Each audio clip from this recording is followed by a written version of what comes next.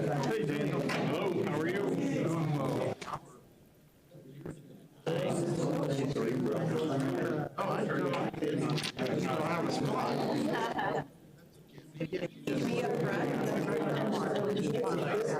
Yeah, that's what I got the floor. How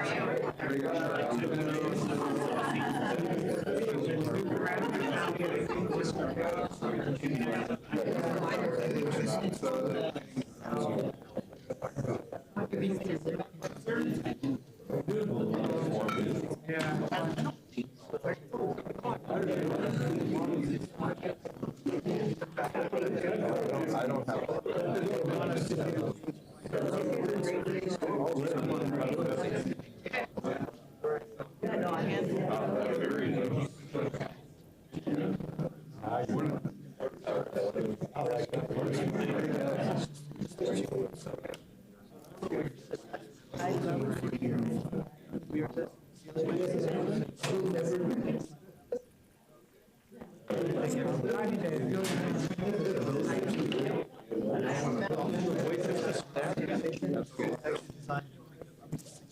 Good morning, everyone.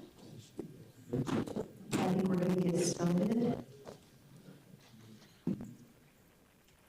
We do have on the agenda our typical opening prayer, so I've asked our Council President Reynolds to open us in prayer and pledge, and then we do roll call. Let's stand.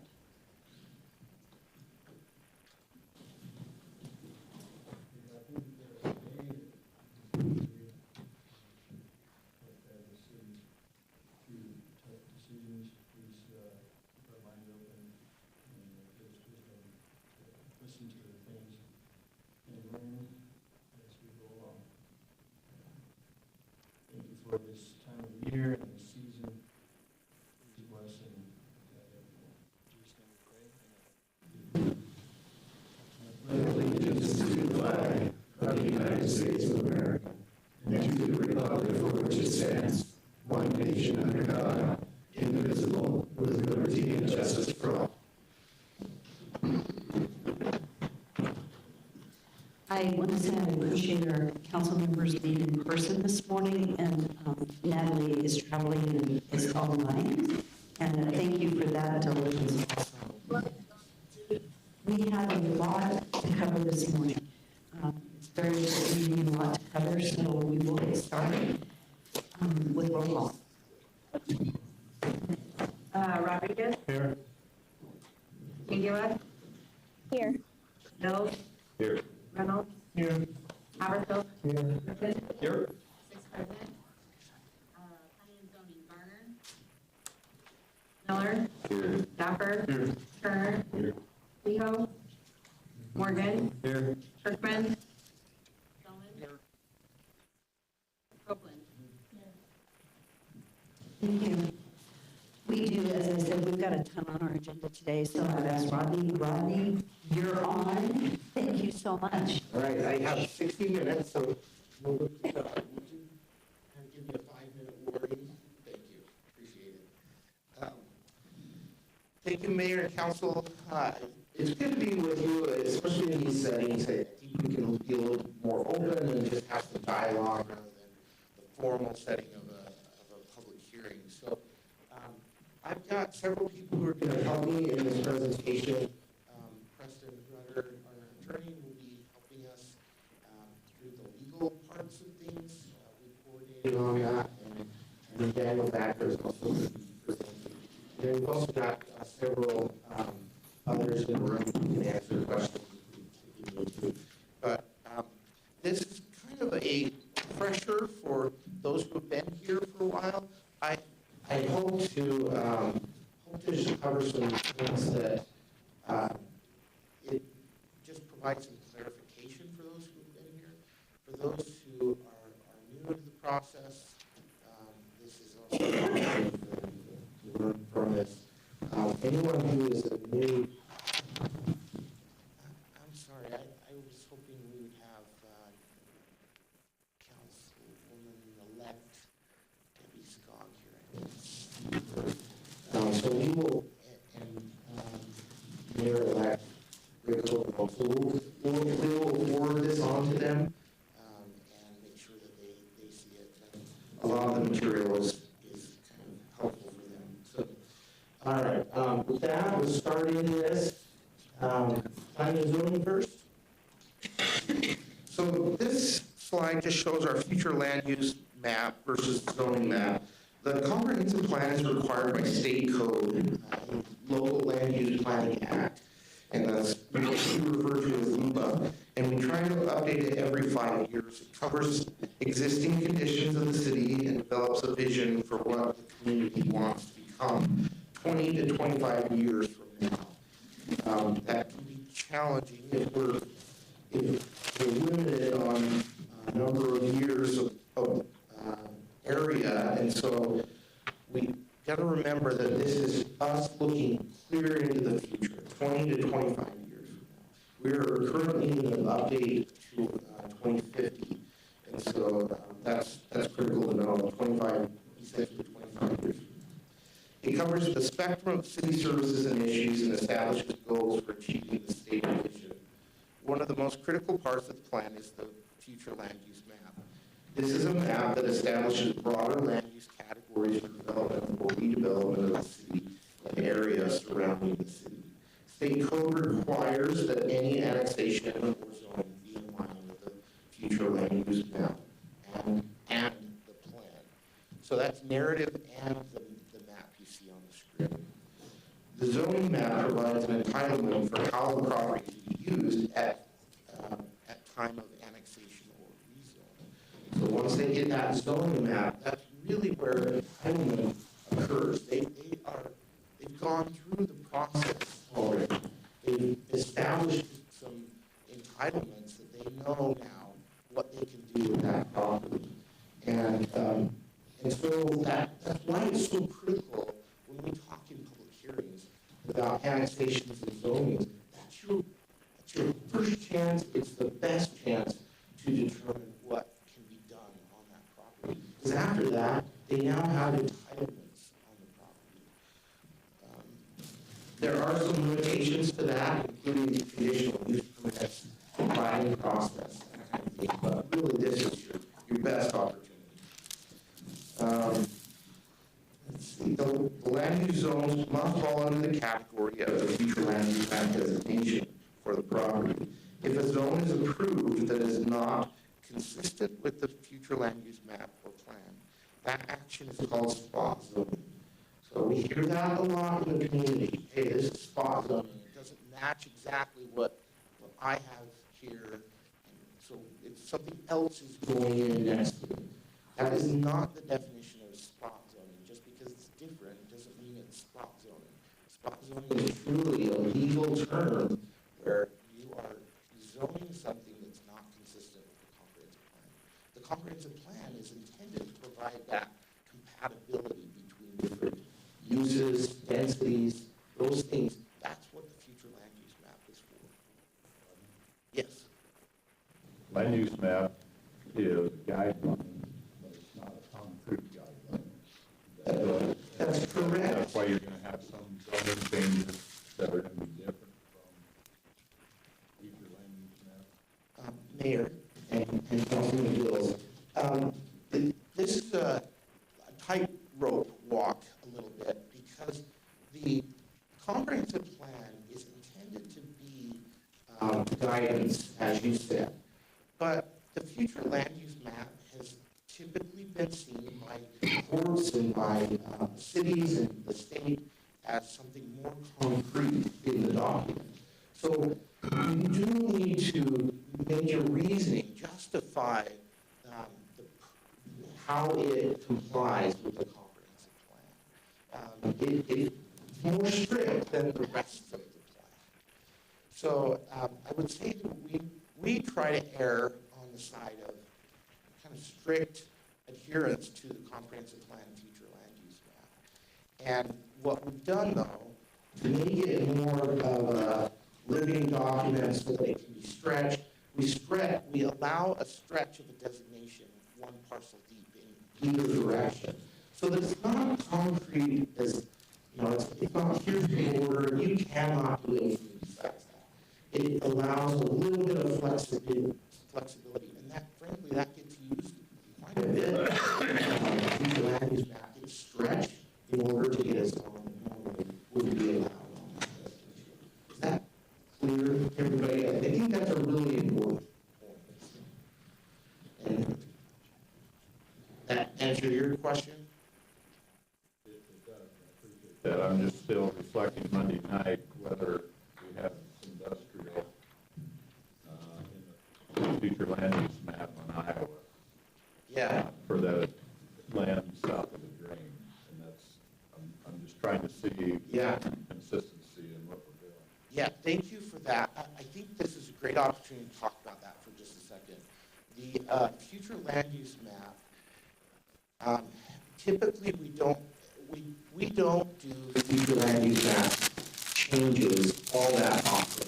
We restrict it to state code. We can, the maximum amount of time we have to restrict any new future land use map changes is 6 months. So that's what we do. We follow that 6-month time frame. So it should be a little more static because you're thinking about the long-term future of the city. And you don't want that changing all the time. If you've got a vision for the city, you don't want that changing all the time. So every 6 months, we have an opportunity for applicants to submit for changes to that future land use map. So that's what happened this last time, is that they're requesting, hey, I know this is your long-term vision, but we really would like to have that vision changed. And that is truly a legislative action by City Council. You can decide to change that or not to change that. And there's really not a lot of reasoning you have to make. It's essentially, do you feel like this is the direction we want to take? And so while we have to consider their application and take it before the two bodies, Planning and Zoning Commission and City Council, you do not have to agree with that direction. That is just a visioning document for the city. So that's why that happened. If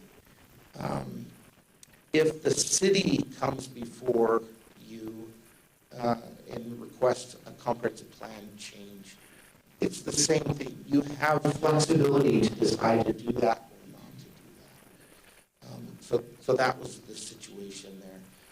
I know it's a little bit difficult to distinguish that, what happened on Monday, from a typical annexation or zoning, but it's different because the comprehensive plan can truly just change according to your will. Okay, did I? Yeah. Okay. The process for developing plans will be handled separately, and we are happy to have one-on-one meetings with any of you. We've had a couple of people we've already met with about the specifics of plan development and specifically the comprehensive plan update. Hope to catch more of you in the coming weeks. Several have already met with us. Oh, I already said that. Sorry. Okay, so let's move on. I just want to show you an example of how that occurs. So on the left is the future land use map. On the right is the zoning map. Over time, sometimes the comprehensive plan will change. So in this case, the comprehensive plan was residential mixed use. And at that time, we didn't restrict densities. We didn't say, hey, you can't go to a high density in the RMU zone designation on the comprehensive plan. So that purple there on the left-hand side allowed for any kinds of densities. So on the right, you have a zoning map that shows the RS6 and the RMH zones as allowed in that RMU designation. That's very, very different, right? RMH versus RS6 are very different densities. You also can see that RMU is a mixed-use designation on the comp plan. So it requires a certain amount of commercial. So that's why you can see some of that BC zoning south of, I can't see that far from here, what's that road? Yeah, Karcher, thank you. So south of Karcher, on the left-hand side, in the zoning map, you can see the BC designation there, or zoning district. And that's because that RMU designation allows for a mix of these, so commercial, residential, higher density residential at that time. That's changed since.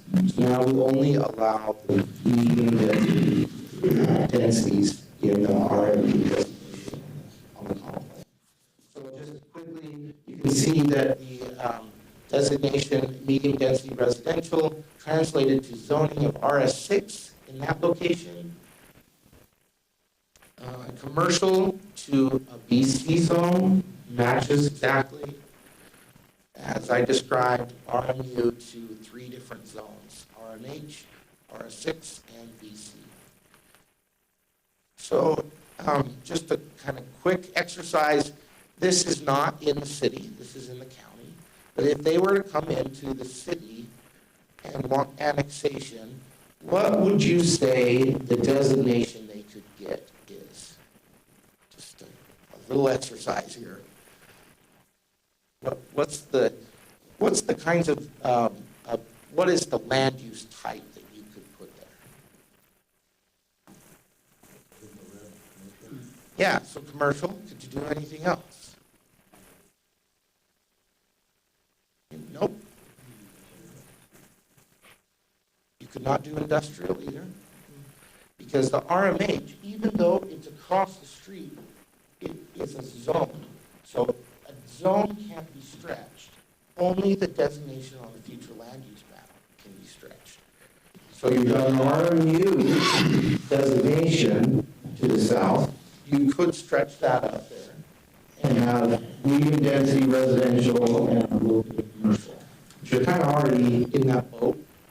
So could you have, you could also stretch, just so we're clear, you could also stretch the medium density residential down to that property.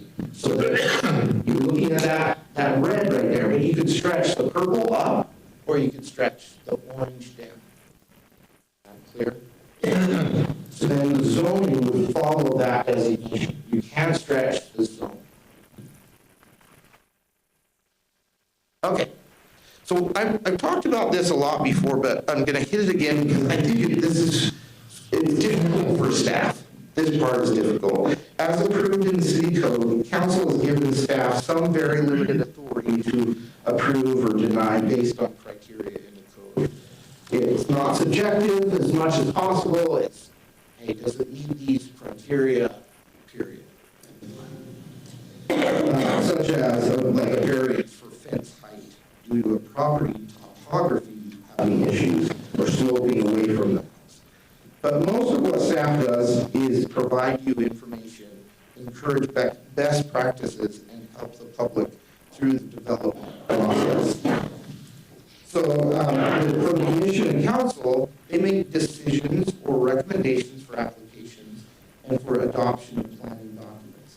Decision makers are legally responsible for following the federal, state, and city laws in those decisions. So we try to guide you through those laws to make sure that you're doing it in accordance with the law. Staff are not advocates for a developer. We try very hard to provide the same level of service to both the developer and the residents opposing development. When developers thank staff up at the dais here for working with them, the public needs to understand that we will work just as diligently for them. If they have a question, if they have concerns, we will absolutely respond to them. We will help them, we'll walk them through that process, just so that they have the same opportunities that developers. Now, it may seem like, it feels sometimes like staff is on the side of the developer. What we're doing is we're clearly stating the developer has complied with our comprehensive plan, our specific area plan, and our zoning code. So that's all we can do there. We can't say, hey, we oppose this because it's not the nicest project. If it complies with the code, it complies with the comp plan, then it is what it is. And that's what staff says. And so sometimes the audience or the public feel like staff is on the other side. Well, we're not. We're not on the other side. We're just on the side of following the comprehensive plan and code. If something's wrong with those two, maybe we should look at that and change those. But I promise you, anyone comes into our office, there may be a few exceptions here, but almost exclusively, we are treating them with the most care we can and helping them walk through that process, trying to understand what is legally possible for them to do, and how, if somebody came to me and said, well, what are some of the concerns that I could raise in public hearing? I would tell them, say, well, here's the facts of the case. You can come and present that. I don't get that. Nobody calls me for that. But they could, and I would treat them just the same as I do. I hear sometimes that NAMPA doesn't plan carefully. I'm a little confused about that. These are some of the documents, not all the planning documents that we have, but some of them that we have gone through. Go through very detailed processes. We reach out to the public. We try to get their involvement. And so we also work with agencies like the Public Works Department and utility departments or utility agencies. Idaho Power. I was on the Western Treasure Valley plan for transmission lines. And we work with Link Lowell. We were on those planning teams trying to think about how our city will be impacted by what's happening around us and how we will impact them. So it's critical that we understand what this means to the NAMPA public. If they say we're not planning carefully, what does it mean? Does it mean the plans don't align with the project opponents? Do they have a different opinion? If so, that's fine. That's fine. But it's not that we didn't plan, right? It's just a different opinion, a different view of how things should be. We do plan. The infrastructure prior to growth occurring? Okay, I've heard that one a lot. Can we put the infrastructure in before that? And that's my only response there is two things. Financial burden would fall on current residents instead of the developers. And if we were to say, let's do the development, or let's put the infrastructure in all roads, sewer, water, then the burden falls on taxpayers that are in our city right now, and it doesn't fall on the developers as much. So that's a concern. I am trying to weigh that when people say that to me. Okay, I gotta be careful here. And then also, if you put infrastructure in, then it encourages development. Hey, if you have sewer to a certain location, it's very likely to develop. And so, do you really want us, or even roadways, do you really want us to plan for and in advance put in infrastructure? Because that's going to encourage that way to encourage development. And so, I would argue that there's times that we do that. Absolutely. Some of those are sewer projects that we're working on right now, trying to get done. But that's going to encourage development in those areas. So if we have a priority for, we want this specific area to develop first, then that's how we do it. We go to those locations, we put the infrastructure in, and growth will follow. That's how it's done.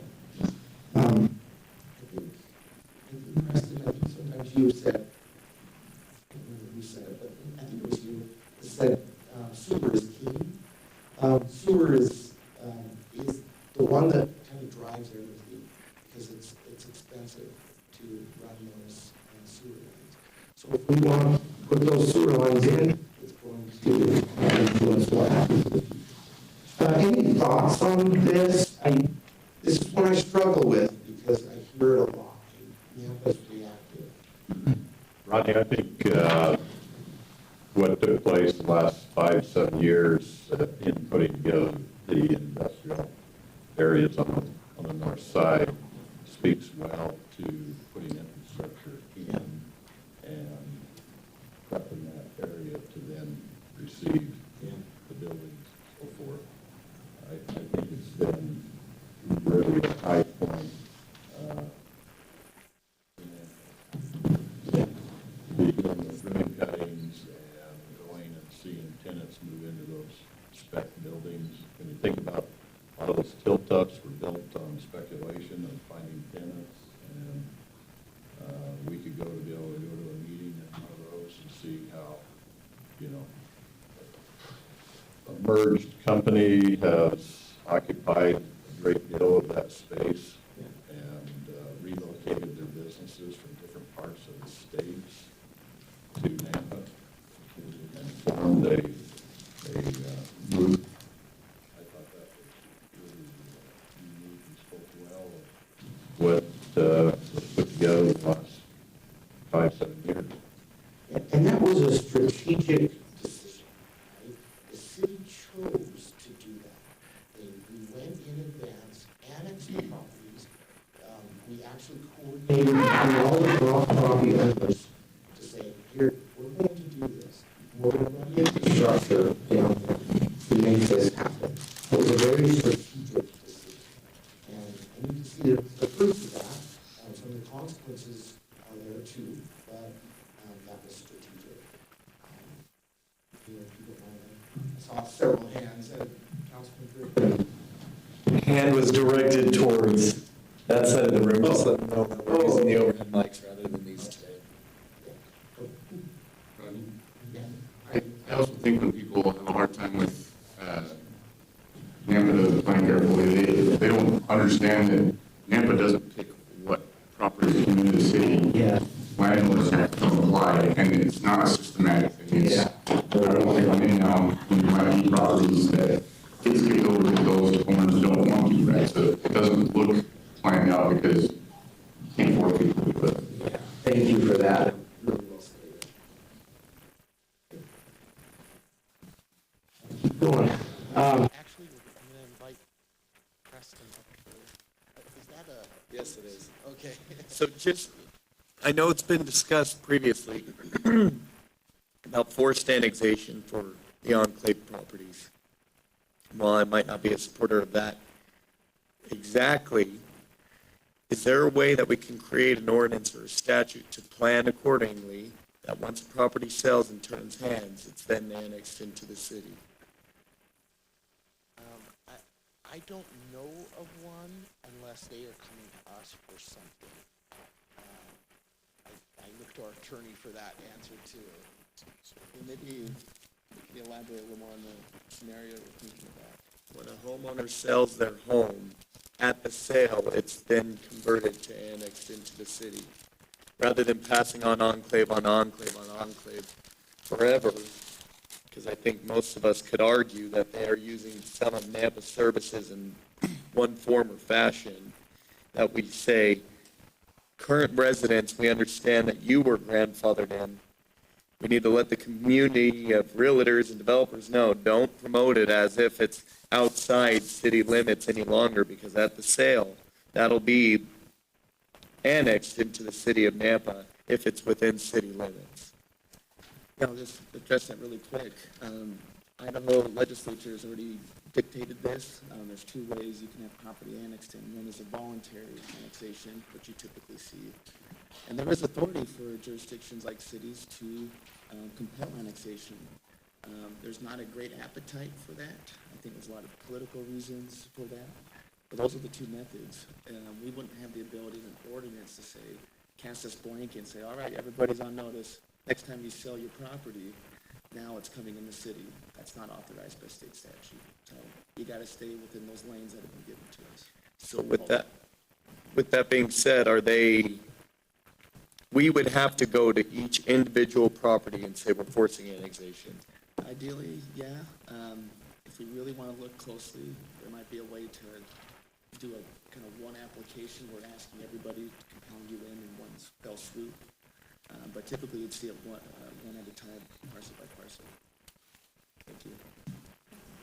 So the follow-up would be is that you got a property sale that's in the center of a county sub that we don't touch. We touch the perimeter, but I haven't seen a code unless it's a mass annexation to allow you to jump over to another parcel. The challenge for Nampa, a lot of county subs were done in the 80s and early 90s. Some of them even back probably in the 70s. And at the time, they would have been considered 2 or 3 miles from city limits. Cities now surrounded those subs. We got a great deal on the east side that is surrounded to the point of it's almost a very awkwardness not to have a part of the city. But in that case, then we're notifying, in my mind, we'd be notifying the entire development for a mass of people and saying we're going to annex these enclaves that have been sitting here for 20 years. And that's a very difficult or complicated subject. It's tough because those properties utilize city services. As you say, they may not be using city water and sewer, but they're certainly using roads that the city is maintaining or maintaining through the joint powers agreement. So that is a topic that I've heard a few council members bring up over the recent months. It might be a discussion that we put on a workshop in the future. I know today we've got a lot, we're tight on time. So I think that I would recommend that be a workshop under the new administration and have just a workshop dedicated to that.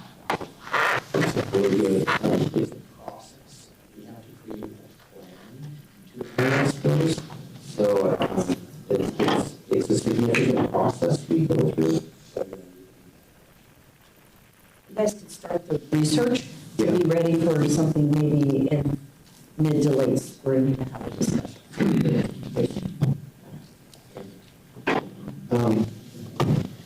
I don't know, Preston, you want to handle this, or I can touch on it too? I'm afraid to address it, I'll chime in as needed. Okay, so I like how Preston describes this. He says balls and strikes are on the right here, okay? You're calling balls and strikes, meaning there's parameters, there's legal guidelines for, not guidelines, there's legal code that says here's how you decide what to do in this situation. On the legislative's broad discretion, you have ability to be a little more creative in order to make a decision. So the comprehensive plan, we already touched on this, city zoning map adoption, zoning text amendment, and annexation. So that's your best time to say, hey, I want these conditions in there. We can add development agreements to make sure that that is what you wanted to happen.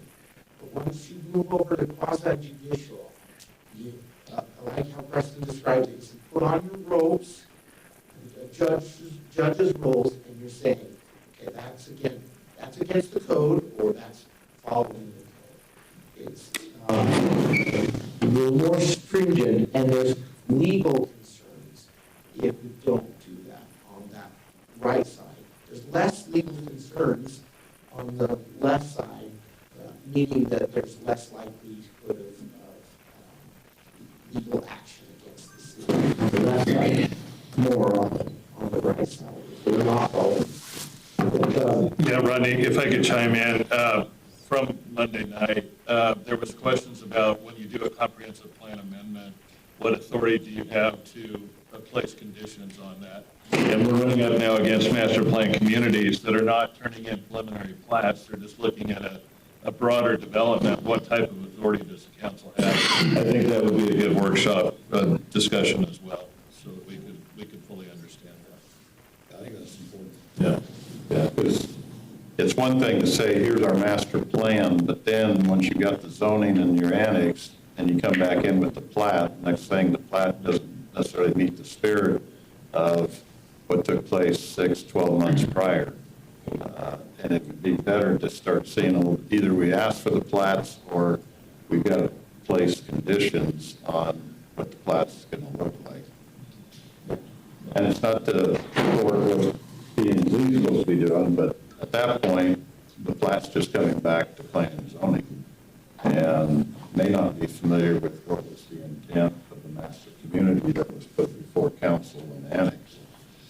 Or we need to have development agreements initiated by city attached to that master plan community being approved, so it gives a guideline document to plan and zoning when the plats come in. At the very least, a rough concept plan, right? Yes. It attaches with it. That'd be my thoughts. But That was- otherwise, yeah.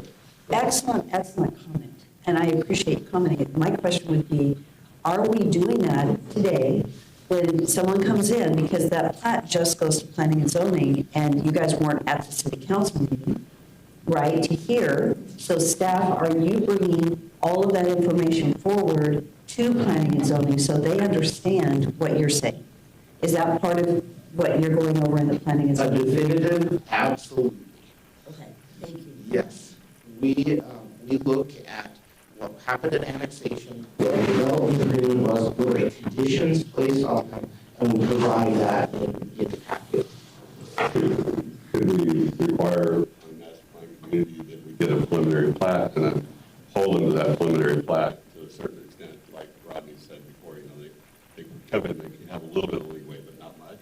That way we have a pretty good idea what their initial intent is, and we can kind of back that to the development agreement and stay pretty much within the parameters of the preliminary plat. And that way we know from the very beginning what the end goal is going to look like. Yeah. I think so. I think there's reasons when the plat changes for tweaks, because of, hey, it'd be more efficient, run the sewer here, and pop out, and we're gonna open this street up, a cul-de-sac. You know, there's tweaks when you kind of get through it from the concept of having done that. And Nampa's been gracious, I'd say, over the years to acknowledge those tweaks. Sometimes it's beneficial for the infrastructure for Nampa on the maintenance side. But the general guideline should be kind of laid out, or we should have language, and city still has the option, and P&Z has the option to comment on plats if they're not attached with the master plan community side. And that's in code, so a plat will go before a public hearing for the zoning commission. Right, but it's the handoff that, because it's months in between and so forth, so that's. And that's staff's responsibility to make sure that all that was discussed at city council at the time of annexation and the master plan is communicated back to planning. I think that if we had the preliminary plat, the public would have a better idea too, just like the one we had the other night. They were like, well, this is kind of what we're thinking, but all we want is the zoning for now. And then it's like, they can change it however they want down the road. Like, but if they have a preliminary plat that's going to be attached to the development agreement, and they have to keep it pretty much to that, and at the end of the day, the public would have a lot better idea of what their final plan is going to be, and not that they're going to come back and, like you hear all the time, well, as soon as they get it, they're going to come back and, put 40 doors in the acre, and So from a marketplace point of view, sometimes what's transpiring is a party is getting the annexation and the zoning. They're not in the business of platting. And so what they're trying to do is get something put together, upside it, and then run it to a bunch of other people and say, look what we've got, we want to buy this piece of property. And candidly, that's part of the steps in what's taking place in the marketplace. And that's one reason why you're not seeing a plat at that time. Not always, but that's a general guideline of what's transpiring in the marketplace. Yeah, absolutely. And one of the cautions I would say with just requiring plats on everything is sometimes a master plan community can be so big that they're not gonna plat the entire thing, right? They might start with phase one and just do one little plat, relative little preliminary plat. But then they've got, 15 years of plats that they're going to be doing over the next few years, and we just have to look back on that master plan. But for a smaller master plan, or a smaller, even if it was, minimum master plan is 40 acres. So let's say it's a 40-acre master plan. That might be one that you would suggest they come in with a plat. But the ones that are 400 acres, 500 acres, 600 acres, that sometimes is really difficult. It's expensive for them to do the planning process upfront, and they don't know all the details yet, right? There's lots of little things to be done. So I would caution to put it on everything, but some of the time it's a good idea. You can also do concept plans and say, okay, this concept plan, let's lock this concept plan in place. Residential here with this much open space, commercial over here, whatever. These roadways going through. So we encourage them to do that, but by concept, and then we lock that in place. Ronnie, is it at all possible for a developer, when phases come to fruition, that they have basically an expedited process to come before the council at the time to be able to discuss what is the spirit of the project at that point? I know we give them the overall designations and say this is what we'd like to see. The development agreement to say, hey, this is where we like guardrails, but the actual planning process that could go before planning and zoning, but like we stated, will they really know what the spirit of the project was? And will the council 12 years from now know what the spirit of the project was? I think the ultimate authority from the council side, though, is to have a pulse on what needs to be driven other than the market drives, but the council ultimately put the guardrails on the specific phases. Would that be a possibility for those that have 12, 15-year build-outs?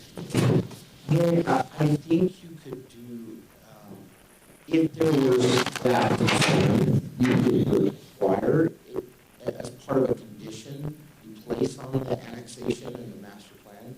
I think you could require that it go come back to city council for preliminary plat, but a resident is that? Yeah, it's the question. I hear the intent behind it. It's just I haven't seen that before. Maybe something we look into more closely for more nuance.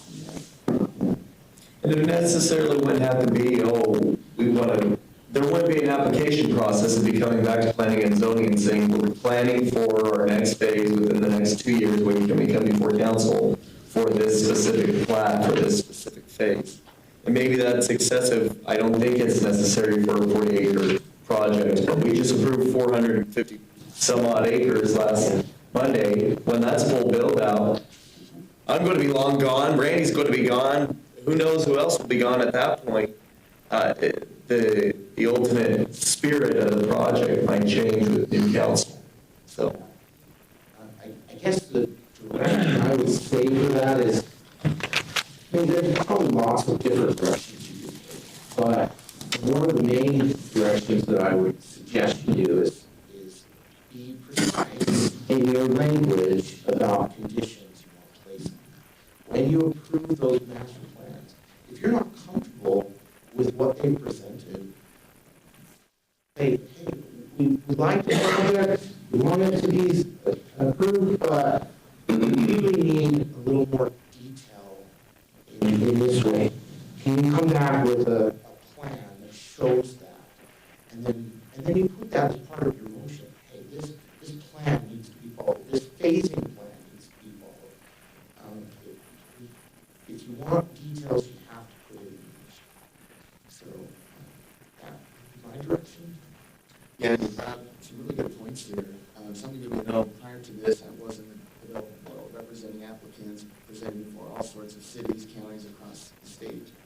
And it's a tough balance, right? Because you don't know if you're going to get an approval. So how much investment do you put into a project? And something, like it or disagree with it, but these developers, they put a lot of skin in the game. They put their neck out there, and there's no guarantee. So investing a lot into a preliminary plan, all the costs that goes with that, that's very risky. And you may see some hesitation of, do we want to come to a place where you got to put all your eggs in that basket, and you may all get crushed. And so it's a fine balance. I think that's a concept plan. It's kind of a starting point, a half step in that direction of give us a little more idea of what you're looking for, but make them beholden to investing into a lockdown preliminary plan. And that'd be problematic as a practical point. I have a follow up on that. For the development community, and you hate it because sitting here in the seat doesn't like the official people. Oh yeah, they're only thinking of the developers. You have to keep in mind that the city functions based on small business and business. Now, a lot of our developers have shifted to more national developers, which is unfortunate because it's harder for the small local developers and builders to succeed in the marketplace. And that grieves me candidly. But it is very expensive. We're talking, it can be hundreds of thousands of dollars to get to that point that something comes before us. And one thing that I've watched is that they will build out and come forward with something that meets our plan. And then we change our mind and we say, no, can't do that, but they develop to our plan. And so it puts the city and it puts them in a very, very awkward place because it is very expensive to get to that point where they're coming forward.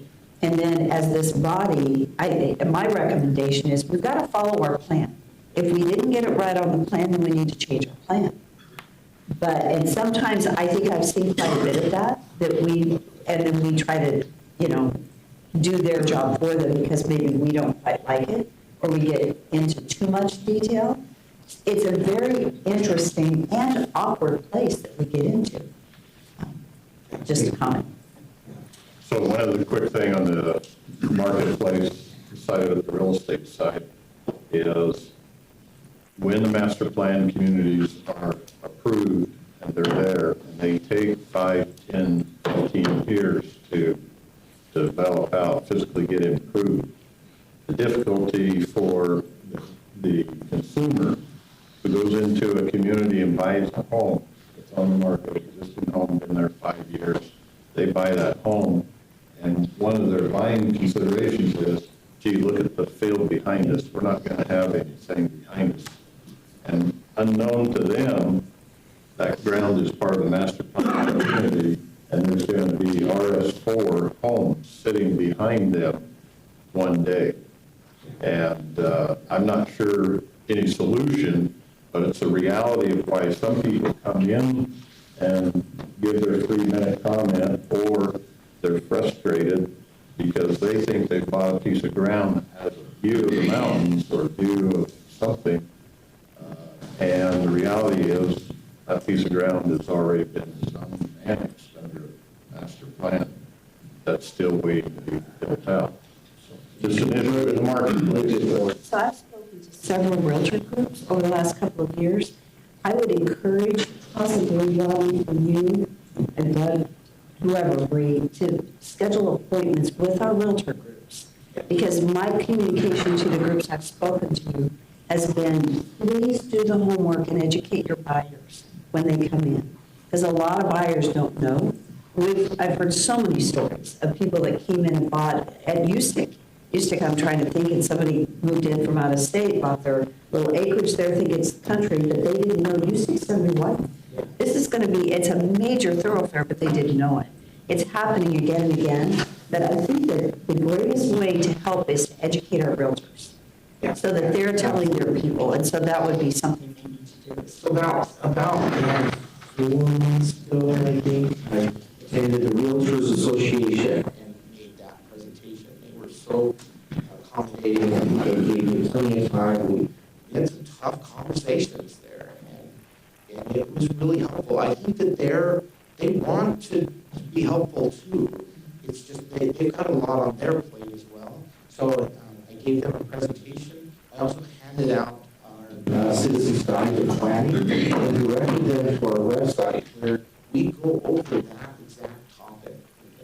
And I think we are still trying to reach out. If you, I know I've got like 10 or 15 minutes. Okay, thank you. we are reaching out to them, and we will continue to do so. This is a chart. I'm going to give everybody copies of this presentation, so you have this. This chart just shows which body is responsible for what, so I'm not going to spend any time on that. This quickly, I think we've kind of covered it, but city code covers a lot. It's a lot. And if there's a concern with, the types of projects that are getting approved or even coming before you, then we probably need to address code rather than tell them to redesign their project. As much as possible, the best way to influence what gets presented to you is to change the code and the comprehensive plan, so that then they know, here's what the city is after, here's what they'd be willing to consider. We have online processes for development in our community, and essentially we are the starting point. Planning is the starting point. Can you do what you're proposing to do on that property? And then it goes through this process with engineering, with building, and then we review it again. Throughout that process, as building permits come along, we review it again. Did it comply with what was established up front in annexation? Or the zoning? Does it comply with the zoning? Does it comply with the plat? So these are all on our website. Anyone can look at it, and we direct people there all the time. We also hold pre-application meetings where anyone can ask for a meeting with us. If they have a property and they're like, what do I do with this property? They can come in and talk to us. And we'll include Daniel Badger in that meeting. And if we need to, we can pull building or fire department or anybody else in that development process. We can pull people, and we do. So, but it is required if they're after an entitlement. So if they are requesting an annexation, a rezone, conditional use permit, they're required to go through that pre-annexation process. So that we can say, okay, here are all the things you need to do. And let me tell you about some of the decisions that have been being made at Planning and Zoning and City Council. We can direct them to those and say, this is very similar to this one. Please go watch this video so you see what they're concerned about, what they really want. That's how we handle it. We're warning them a lot in those meetings. Say, hey, listen, this is some of the concerns we've heard. You're going to have some really good landscaping, or you're going to have some good amenities in this development. We warn them up front. I know I'm running short. We have design review for industrial, commercial, and multifamily developments. So we go through that design review process. Okay, this is critical. Preston is here to talk about ex parte communication and a couple other things that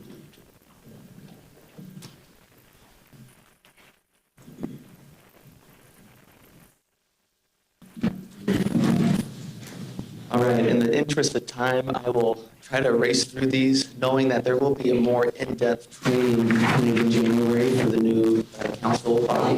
And so looking forward to that as a little preview in January. Ronnie asked me to hit on 4 areas, and there's probably a dozen more that we'll hit on in this later training. Ex parte communication. Ex parte is a Latin phrase for something that is outside, one-on-one. And an example you might see in the legal realm is when there's a search warrant, one side talks with the judge. The criminal defendant is not aware of it. You go to another proceeding, you have both parties aware of that situation. Ex parte is a one-on-one. In a practical sense, in a land use setting like you're more accustomed to, think of it as any communication you have with an applicant or an opponent that's outside of the formal public hearing process. And you know me, I go back like a broken record to some coin phrases, the 4 corners of your meeting. Anything that's outside of that is deemed an ex parte conversation.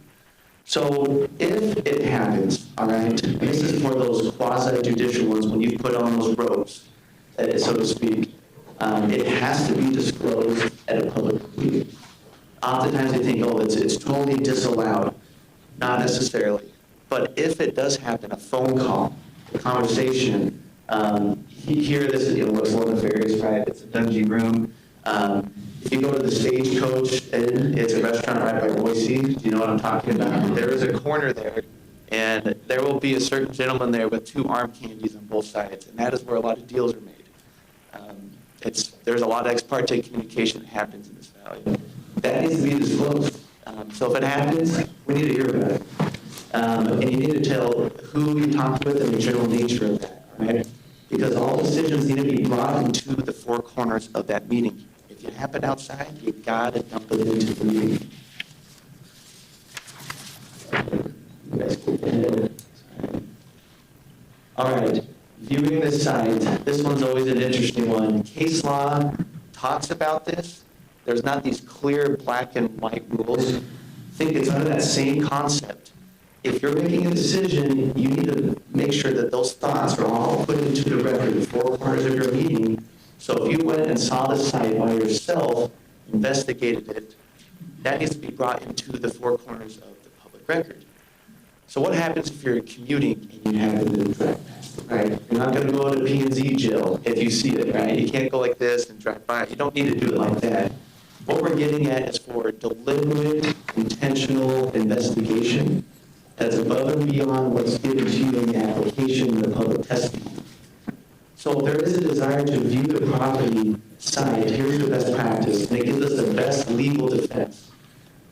Give notice to all the parties, hey, I'd like to go visit it, and you can let the public know about that.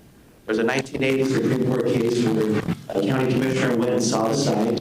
It was actually challenged. People said, hey, you're getting all this extra information you shouldn't, and you're basing your decision off it, not what was discussed here. And sure enough, the Supreme Court, they overturned the decision, had to remand it back to the governing body. And so you want to have everybody an opportunity to know what you're basing your decision on. Conflict of interest. This one is fun as well. There's 2 sources in Idaho code. There's an ethics and government section that's very broad and general. The LUPA one is much more specific, and that's what I want to focus on here. Just a quick key notes. It's an economic interest. And it isn't just actual. It is potentially a conflict of interest that needs to be disclosed. And disclosing it alone doesn't cure it. It does bar any participation, including the deliberations. I had a story in Valley County where there was a commissioner who owned hundreds of acres all around the site, and he believed that he had no conflict of interest in order to approve the subdivision that would go right next to all his property. Councilman Fields is shaking his head. So we had to have that direct, awkward conversation with the county prosecutor and say, we know he owns this property, and under LUPA, there is at a minimum a potential, if not actual, conflict of interest here. But grudgingly, this commissioner kind of stormed out of the meeting and has a few choice words to me on his way out. But that is what the law requires. That's what has to happen. So when in doubt, I'm here. If you think there's a question, come call me. I'm your legal counsel. Let's talk about it. I'll give you an opinion. Yes, this would probably be deemed and rise to a potential or actual conflict of interest. And the conflict of interest is graphed here. There's a great legal word, consanguinity, and it's meaning how you're related. It's in the 2nd degree relations. So pierce to this visual. If the conflict of interest, economic interest, goes as far as to a grandparent, brother, sister, grandchild, or to a parent-in-law, daughter, son-in-law, that's the range that the law says, hey, that is too close to home, and we need to make sure that you are not a part of that. The law says, hey, you can try to say, oh, I can be impartial. No, it's not allowed. It's not permitted. Question over here. If there's time, yeah. Clarification. Yeah. Where does uncle fit on that? I've got a few that I've set out because of an uncle. Is that 3rd degree? Right here, yeah, it falls outside of the 2nd degree. So I wouldn't have to. Legally, no. If you felt in the best interest, you would like to step out, I'm not going to stop you. I'll say you don't have to. But yeah. And again, this is particular in my situation. There's a lot of times I'm involved in projects, but I'm not involved in the preliminary stuff. I'm hired by an architect after they get the entitlements and everything. So if Randy brought a project forward that he hasn't contracted with me on, yeah. I mean, what's the potential? If Randy might give me the job later after it's approved, is that a potential conflict of interest? Yeah, I don't have the code text up here, but I'm memory serves me right. It is just with the family relationship, that if you have an economic interest within a second degree relation. Yeah. And it also talks about if you. This is an and, Yeah, there's also language about if you are an employee, if you are a director or partner within an entity that would have a potential conflict of interest, that's where you want to call me. And I think that's the takeaway from this slide, is like not so what degree of relation, it's when you think there's a question, call me. That's the point of it. Preston, to be clear, if, for example, if someone is aware that they're going to get the job to design this, if it gets approved, to me, that's a conflict of interest. Yeah, if you're looking at, if that's already in writing, that, hey, you are on If it's not contract. in writing, Yeah. if the discussions have taken place, that, and then this is where it gets tricky, and so I don't mean to call it, but what I'm thinking is, we always want to be, above board. That's right. Right? And so even if there is a potential discussion that somebody can come back and say, well, they talked to you about it, and that you're aware that you may get that piece of business if it gets approved, to me, that's when you would need to step back on, because it would, sometimes it's what is legal but versus ethical. Yeah, there are two different standards. And we always want to be in the, I'm not going to be here, but I do want to say, I want to be on the ethical side. Yes, legally you could get away with it, but ethically, is it a good thing? I mean, just to disclose it maybe is the thing to do. And that may not even cure it, but it's more transparent, right, which is what we're always aiming for. And that's why there's language that says actual, which is the other the contract that you are getting it, no matter what projects come through. But potential, what it's likely to be, that's what the law also envisions, even potential conflicts of interest. Well, you got to be a little careful with that, especially in circumstances. Commissioner Morgan, I mean, an architect could come in and present a project and decide, hey, I'm going to give this guy a shot. And then he gets the job, and then people visually see that and say, well, wait a minute, was there a conversation before? Did you have? Well, no, not necessarily, because he didn't even know he had a chance to get the job, but he didn't. He's never worked with a company before. But he didn't have conversation. Yes, that, you're right, that's the case, but for me on the ethical side, if we only had no conversation, then that's a whole different thing. And it's an area that I would always err on the side of caution here. Don't try to kind of thread it through or push it through. I'm here, give me a call, always if there's a question, we'll work through it. I think this is my last one. I chose this picture intentionally because we get ahead of, jumping the gun, and this happens from time to time. And why is it important? This idea of deliberation. You want to wait until all the cattle is in the corral. You want to make sure everything's in there before you lock the gate, and then you start talking about what's inside of the gate. So that's the legal principle at play. Your decisions have to be based on what's only on the evidence in the four corners of the record. And this protects against legal claims that the decision was arbitrary, capricious, or an abuse of discretion. Those terms are tossed out a lot. I thought it'd be good, this is my last slide, to dive in, what do those mean? So arbitrary, it's like a total disregard, right? Here's the facts here, we're just kind of disregard them. It's kind of a decision made at random, it's unreasoned. Capricious, it's kind of impulsive. It's kind of where you say, I've had, screwed, we're just going to go forward with it. We can't make decisions on that impulse. It needs to be deliberate, reasoned. And an abuse of discretion is where we exceed our authority that's given to us.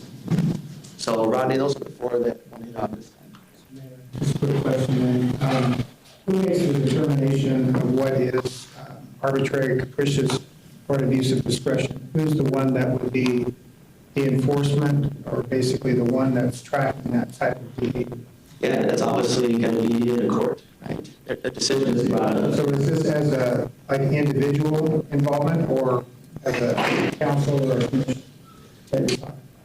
So this would be for a decision made by the council, the reasoning to arrive at a decision. Was the method they got there capricious? Was it arbitrary? Or did they arrive there on an abuse of their discretion? This as the body, not the individual, because we'll be talking about that. To some degree, right, because the individual components build the decision, right? That's the record. The decision is made by the body itself, but the reasoning to get there that's tossed in maybe from a couple council members. And like when you see a decision approved, the testimony that was offered in support, and then the deliberation about why I thought that testimony was relevant. That's individual comments. And if individually they were capricious or arbitrary, that could add up to a decision that could be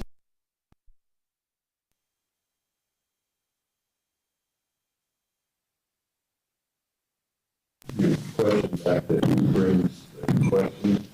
I'm just saying, if there's an accusation made by anyone for any, who's the one that's saying that has no merit. And that takes it to a different level, because it's not judicial assessment. It's more just an abuse of potential authority, not discretion, which is more of So yeah, to your point, who can raise the argument? That could be anybody, it could be the applicant, it could be someone in the public, but the ultimate decision maker is going to be the courts, and they have cases that have interpreted fact patterns that we try to glean from and say, hey, this is similar to what we just did, so we can kind of predict what result would come of that.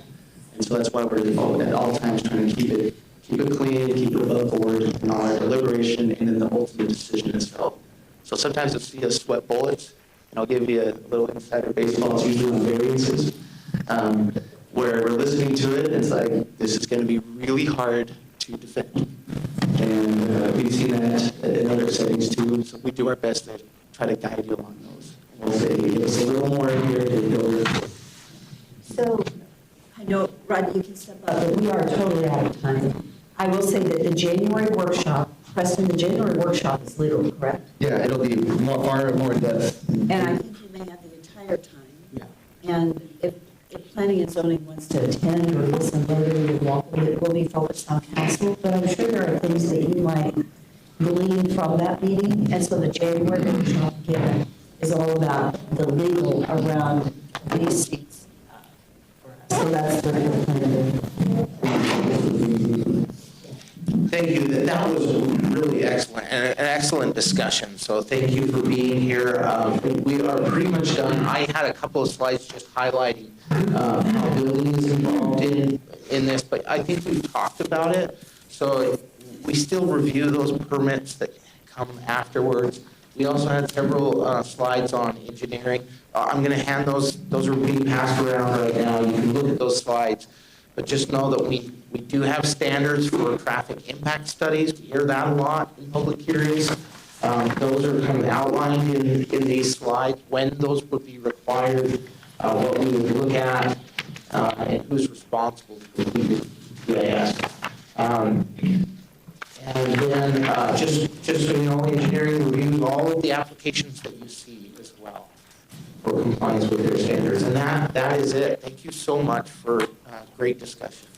Thank you. So, real quickly, we will email this to everyone so that you guys all have it. The entire package we can email, and it will be required viewing. So Rick Hogelbaum's at his new mayor training this week. That's why he's not here. I'm not sure why Debbie Stock isn't here.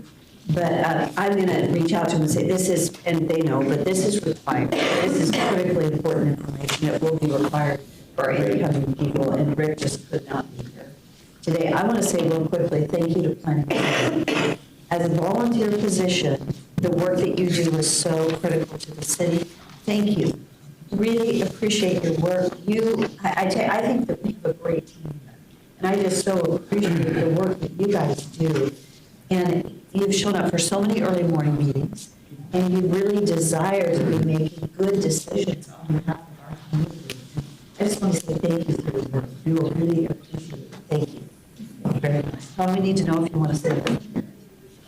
If you guys had it, we need to find out. I'm pointing you out because your term. Where did that come from? Mike, Your term- how about a nice way of asking? No, I'm sorry, your term is coming to an end. And so I guess we'd like to know. Actually, I thought I sent Christie a. Okay. Okay, thank you. We just. I know I'm need it in old, our and office. sometimes I think I do something, my wife is always telling me, but. But you know what, we value your work, we value all of your work.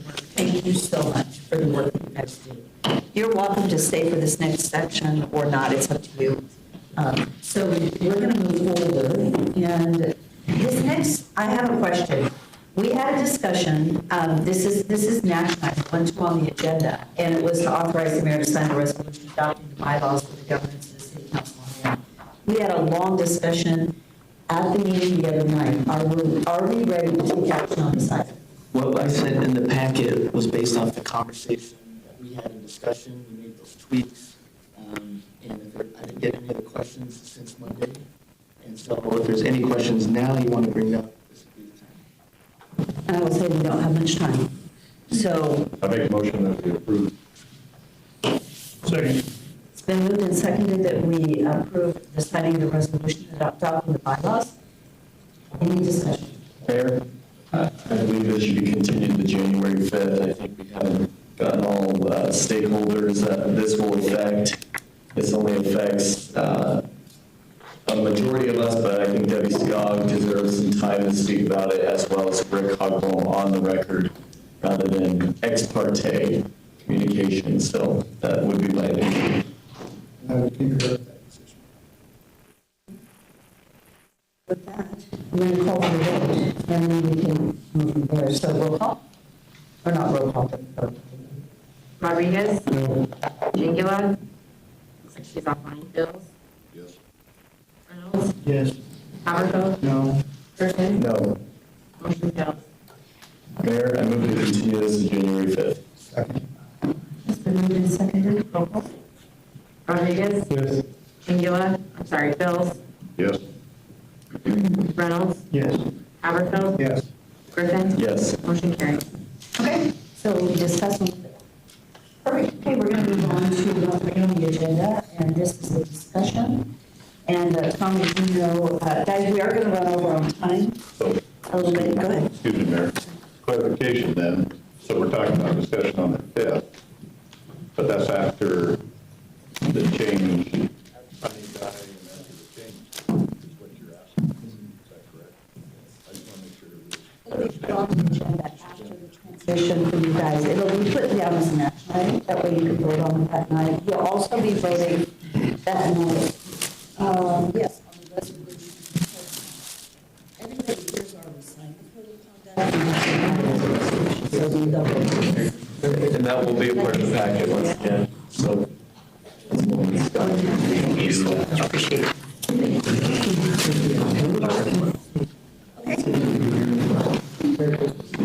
So Tom, we're going to move to 1.3. This is I'll just start real quick by saying, we're talking about the waste energy project. I've had Tom pause, because I think we as a body need to have this discussion about where we're going with it. And he needs to know how we're pursuing it, not pursuing it. So I asked him if he could come today and give us an update on really all of this. Okay. Thank you, Tom. Mayor, council, appreciate the time. I've got 30 minutes and I got a lot of content. I'm going to go pretty fast on this thing. Got multiple speakers to talk about things as well, so I promise to get done within 30 minutes. So thanks for that intro. So since I talked to you about waste energy, which is originally the Prowess machine and doing demonstration, we've learned a lot of different other power generation and mineral projects that I think are super important besides that one I want to talk about today. We've learned a lot in 10 months. And the reason that this is important as a city is we need to be in control of our own water and our own power to have strong economic development. So we've got our water figured out with our reuse, and we really need to figure out and understand power.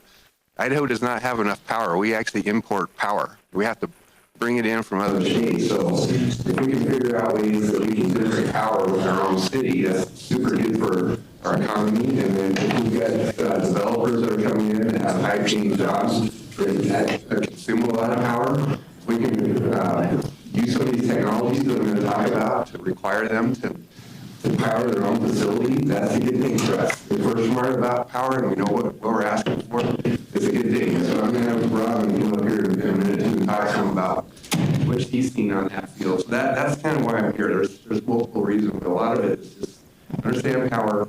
It's good for the economy. We want to continue to do some of our research and development on these initiatives I'm going to show you so we can figure out how to do our own design builds, our own RFPs.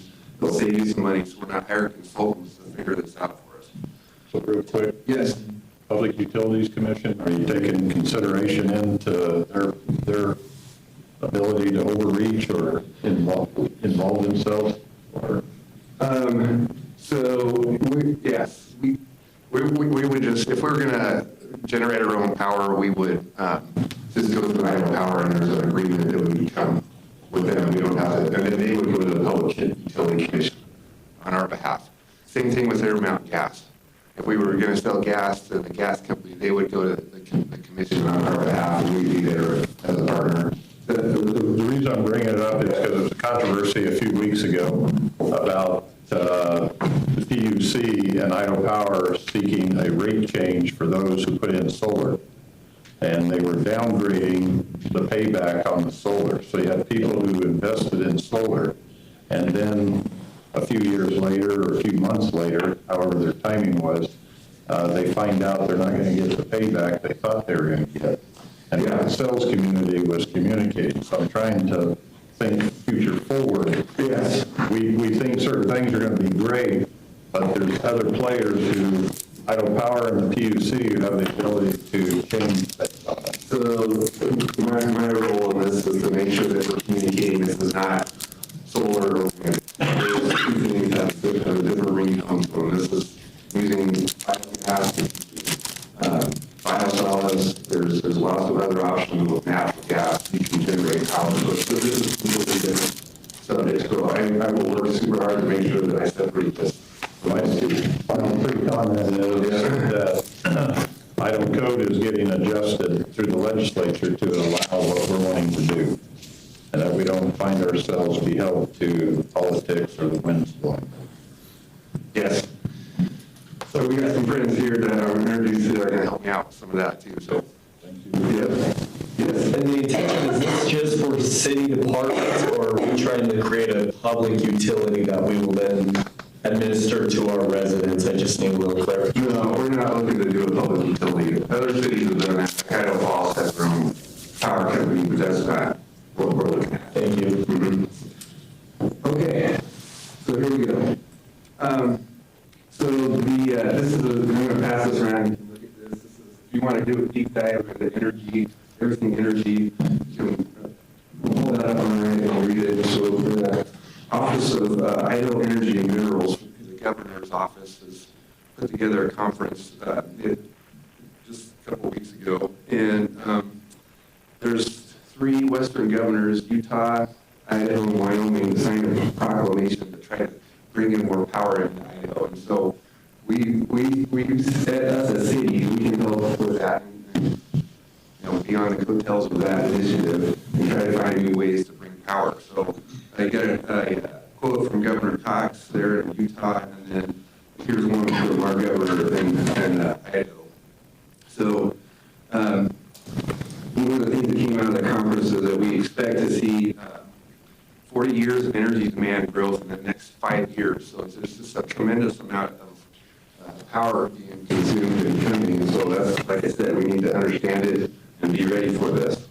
So here's the stats, like I said, 43% of power, a lot of this is hydropower, is generated in our own state. 43% is combined heat power, so that's industrial customers generating their own power. So that's actually happens right here in our backyard at Amalgamated Sugar. They've got 2 power plants that are putting in a 3rd power plant to generate some of their stuff. So they use combined heat power and biogas already. So a lot of the stuff I'm talking about is not new technology. It's just things that we should really understand. So we're on top of this stuff. And then 30% of the power is imported into the state and purchased. So Idaho Office of Energy Energy and Mineral Resources is a good partner for us to help us through this. So we're not alone in this journey. They're here to help us and guide us and give us information, technical advice. So like I said, water and energy is key to economic success. Some of our goals, we want to be more resilient, less reliant on energy from utility companies and generate our own, understand power generation. So here's some of the funding partners. Idaho Department of Environmental Quality, they're interested in some of this stuff as far as like PFAS removal and our biosolids, and they've got some research money that they're talking to us about, along with the EPA. And there's grants from the Department of Defense and Department of Energy, and then Idaho Transportation Department is interested in the mineral portion of this discussion and help funding some of that research in concrete. So as far as we go, we can help find funding, we can implement, and we're going to go through and look at all the ROI on all these projects. So I should have said this at the beginning, I'm not asking for any additional budget to do anything. Everything that we're proposing is just research and development with the budget that we've already got approved. And we'll come back, once we determine, we research all these proposals out, we'll come back to council with an actual ask.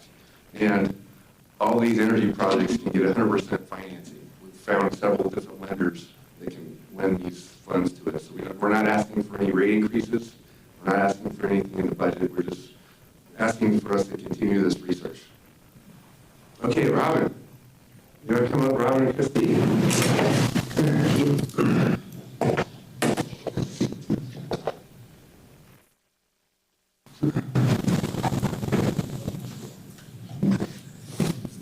Robin Sellers, Economic Development Director. There's so much power need. I'll be quick. In the projects that we're seeing coming into the city, our power needs are only increasing. And so even if you take out, we don't try to attract data centers, but even if we take those out, manufacturing just takes so much more power. And so when we're talking about food, and then also advanced manufacturing, the power needs are increasing, and we're seeing a lot of that happen. We work with our partner Idaho Power a lot in the process, working on putting in new substations and working with the developers to put those in. But that has to be like immediate as these projects come in, and how that's going to help the company meet the ramp up to be able to do the manufacturing that we need, and that they're looking at doing, especially in North Tampa. And so that conversation happens constantly. Happened yesterday, right after the chamber luncheon, to talk about what power means. We have two big projects that are looking at coming here. They're in food manufacturing. We're in the top two sites competing against Utah. And then our power constraints is just, we're in addition, this is a problem. At every single economic development, when I visit with site selectors, I was just in Indianapolis at the end of October. I met with a national site selector, and his first questions to me was, what's your power like? What are you doing for power? And so those are the topics of conversation for companies as they're looking to expand. And then each state is handling that differently. And Idaho Power has been amazing to work with, but we have constraints with how the commission looks at developing power. We can't do power development like other states. And so that puts us at a disadvantage, but some of our advantages are we do bring in power from other states, but some of our advantages is that our rates are lower.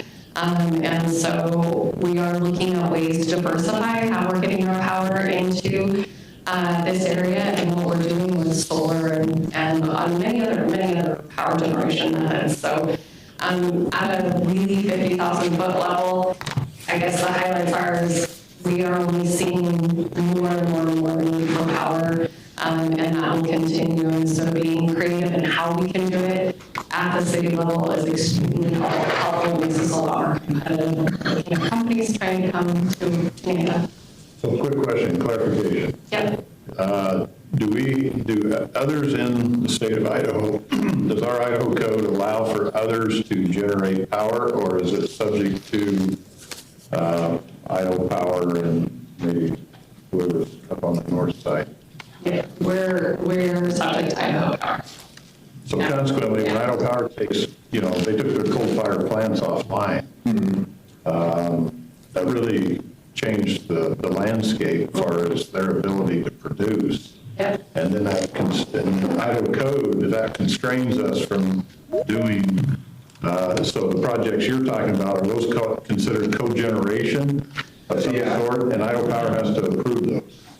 Well, as long as we're putting back on the grid, we can serve ourselves or a company, if they wanted like amalgamated sugar, they can behind the meter do their own power with some of these technologies I'm going to talk about. But Idaho Power is looking for new power. They put out an RFP basically every other year for developers to come in and bring more power. As a city, we can put in on that if we want to. Yeah, but they want to control what transpires, right? I've talked to them extensively about this. They are supportive of this project, and they're very interested in it because it can be consistent power instead of this solar and wind, which has these peaks and valleys, and those are hard to deal with for them. So they haven't been resistant on this at all. If it's true generation. Yeah. Yeah. But aren't they subscribing to, quote, clean generation? And therefore it's... So they're already doing it now, council bills. So a lot of the stuff that they're building for new power is actually natural gas generators of power. Okay. Yeah, so that's clean energy right there. So they're already doing it. Excellent. Thank you. Yeah. And I'm going to cover the savings that we have as a city if we were to generate our own power. What it would Yes. save. I am going to get there, yes. So I'm going to bring in Christy real quick. She's a new friend from Idaho Advanced Energy Consortium. So we've had a lot of new friends here, and Christy is one of them, and I really appreciate her support. Well, thank you, for being with this esteemed group this morning. I come by way of College of Western Idaho doing economic development, and I just transitioned into this position with the Idaho Advanced Energy Consortium. And we're a membership organization that supports Idaho communities, Idaho suppliers around anything clean energy. And to your questions, clean energy can be defined as wind, solar, hydropower, pyrolysis. I mean, it really runs the gamut.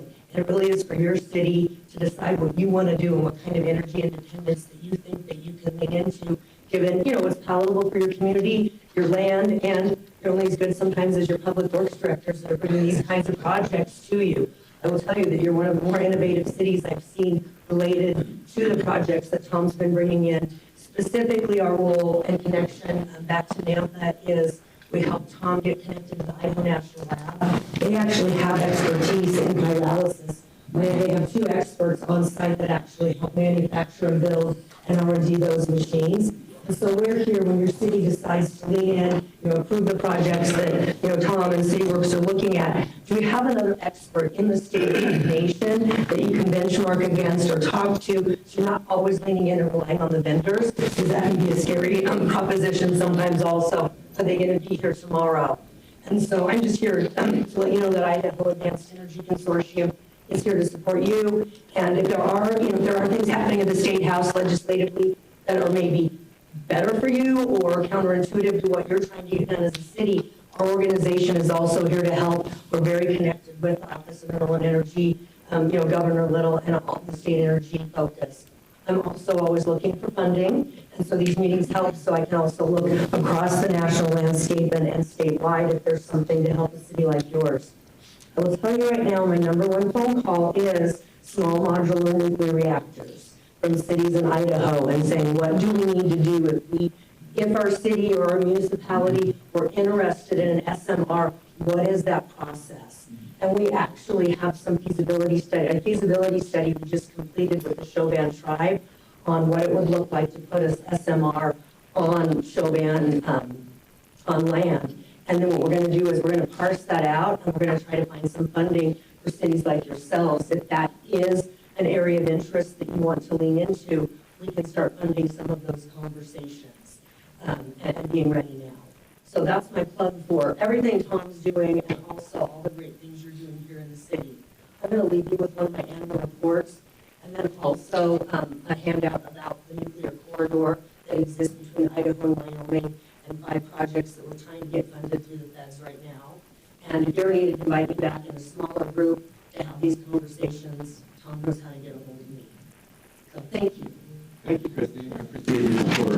You're great to work with. So we're gonna move into the various projects. We got 6 projects to cover, and I've only got about 10 minutes, so I'm gonna go super fast. Like I said, not asking for any funding. We'll get financing for these. We're just gonna do some research and development. The team, which is back here from the water renewal, we're working ourselves into doing a lot of more design builds. So like I said, less consulting. We're going to go do our own research and development, figure out what equipment we want, we'll start the air permit, put out RFPs, and then so we're saving ourselves, a lot of money versus just saying, consultant, what do we do, right? So we appreciate our consultants, we'll still use them some, but we're trying to shift into a different mode of doing things, which is going to require a little bit of a travel budget for that team back there to go look at equipment that's actually in place so we can spec it out, put it in RFP, and do an air permit. So, again, we're going to use our existing budget. Heather can go through that. So here's the 6 areas we want to cover. So carbon markets. So I'm going to pass around an example carbon. For those that haven't seen that. This is the mineral part of this discussion. I'm going to recommend that we pursue this even if we don't want to do any energy projects, because this is super important for construction materials. And that's important to us because we need to figure out innovative ways to do things that save us money. We can stretch our dollars far farther. And then we've got some backup power ideas. The biosolids dryer is something that we want to do regardless because of all the hauling for hauling wet biosolids. We came up with an idea of basically a peaking plan is what I'm calling it, doing combined peak power with our flare gas that we do today. And then we're looking into cogeneration, adding food waste into our digester. We can basically double our gas production. So Darren back there has been helping with that. So this isn't the cogeneration and food waste and digester is not new. I've been noticing if you get to be a larger city, like over there in King County, for example, and there's some big cities in Utah that are doing this now. It's just, as you get bigger, some of these things make sense, financially sense for you to do it. And then the last one, you've already heard quite a bit about the waste energy paralysis, so I'll kind of give you an update on that. I'm going to skip through this. I appreciate all the support on all the innovative things that we've done. The water renewal plan is an example of us delivering on what we said we were going to do, and the brine, also that project where we saved a lot, about $600,000 in the past 5 years on developing our own brine for road maintenance. So one of the things that we've heard from council in the past and our board of appraisers is trying to figure out how to recycle everything at the water renewal plant. So we've got the water solved. We've got some solutions we're going to show you on biogas. We've got some solutions on the biosolids. Okay, carbon. Like I said, this one is separate than energy. This is the mineral part, and I'm recommending we continue with this. So the carbon that comes around is granular carbon. This is the one it's got the most promise for construction materials. It's about 95% carbon, so it's pretty pure carbon. Carbon is a very hard material, so it does some, and it's very absorbent as well. So that does some things, some amazing things when you get it into certain construction materials. Like I said, we want to try to come up with some ways to prolong the pavement life, and we've got lots of pavement issues in Nambo, so this is a good market to look at for us. So we've done some research and found a couple different publications from outside this country where you're putting less than 1% of that carbon I just passed around into concrete mixes, and you can gain 20% compressive strength. So just imagine, say I was 16, 12-inch pavement, you can cut it down to 10 and a half. That's millions, right? For an owner, that's a big deal for us. If we can figure out how to do this and get the right mixing line, that'd be a good deal for us. And then the other idea I have is we've got a lot of older pavements that we seal-coated, and there's this huge hump, right, to get over that road. If we can come in and mill off some of that and put like a 2-inch concrete overlay, it's called white topping, with this concrete with this carbon in it, that road will last forever. We did one of these on US 20 when I was at IDT over there on the middle of the road. We put a white topping in there, and it lasted for all the rest of the pavement around it went bad. That thing was there for 15 years before they pulled it out. out and constructed it, so this definitely would work. It's a super good solution. Still subject to what the condition of the base is underneath, or is it kind of helping the bridge? It bridges it. So it's a thin concrete overlay, but it would normally just crack it through it unless you do like a 4-foot joint spacing, so it keeps that cracking from reflecting up. Yeah. This is exciting stuff. Okay, here we go. So we got some universities that are interested in helping us out with this. So got University of Idaho specifically interested. And the reason that it would be a good fit for them is because they have small scale production process units where they can take our biosolids and our wood mixers and run it through the paralysis, and they can pass it over to the concrete lab, and then they can run the mixer lines and give us the formula. It'd be about $140,000 over a 2-year period. ITD is super interested in this as well. They've got state planning and research money, and I'd ask for at least 50% of that funding from them. And then I've also approached a few of the board members from the Association of Idaho Public Works Professionals and chip in some funds. So it's not just us. Some of these things we're talking about, not just for them, but they're Idaho solutions. Correct. Yes. Okay.